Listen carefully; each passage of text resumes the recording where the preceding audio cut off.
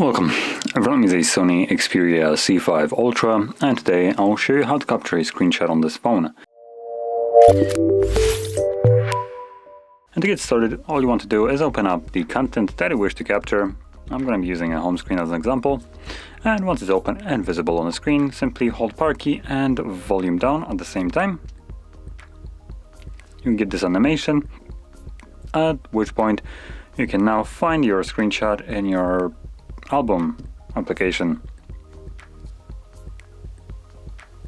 So there we go, there's the screenshot. And that's how you capture a screenshot. Now there's also another way, a little bit less convenient. You hold power key and you'll have take screenshot option right here. So there we go. But that being said, that is how you capture screenshots. And if you found this very helpful, don't forget to hit like, subscribe, and thanks for watching.